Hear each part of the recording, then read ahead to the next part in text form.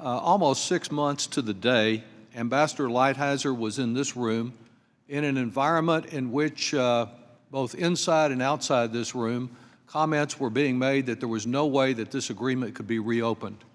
At that time, when he presented his trade agenda, I urged him to adopt a self-executing amendment that would be signed by all three countries to make important changes to the agreement. Finally, after much work, that has been done, and that's what we consider along with the original agreement today.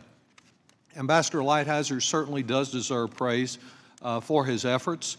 He made in the initial proposal a number of important changes in trade policy. One of those I was most concerned with when we considered the Trans-Pacific Partnership Agreement was the abuse of the investor-state dispute settlement process. We have an agreement with Australia that has done fine without such a provision that favors those who want to challenge environmental safety and health laws in front of private tribunals. Thanks to the efforts of Ambassador Lighthizer, that provision was eliminated with Canada and sharply reduced with Mexico.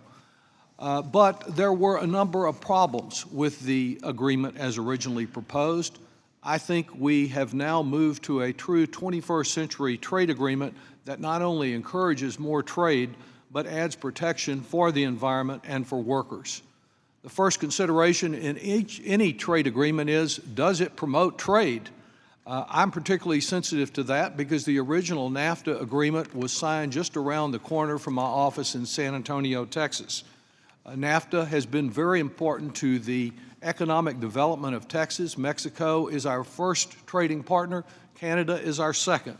And this agreement will encourage a continuation of the trade relationships that we have with both countries. But trade has to be concerned with more than just what moves across the border in commerce. It has to consider the effect that trade is having on all aspects of our workers, our environment, and our economy. One of the many troubling provisions in what President Trump originally proposed was a big giveaway to Big Pharma. Fortunately, the harmful language that was inserted when President Trump was trying to protect the monopoly power of Big Pharma and allow it to continue prescription price gouging, all of that has been removed. A second area that is really important in the changes that have been made that is directly and very different from what President Trump proposed concerns the environment. We have an outcome that is much stronger than what was in the Trans-Pacific Partnership or the May 10th standard that was negotiated with the Bush administration. For 7 multilateral environmental agreements, each country will take all the measures necessary to fulfill its obligations. These are 7 important agreements. Changes were also made with regard to the whole issue of ozone-depleting chemicals in what's called the Kigali Agreement. It may sound remote, it is a place far away, but it is very important in our battle to address the climate crisis. And language in this bill will facilitate eventually, when we have a president who believes in science, in addressing climate change and not having it overridden by trade agreements throughout North America. There are also very important provisions that provide additional funding for the North American Development Bank, the NAD Bank, based in San Antonio, which will be helpful on both sides of the border.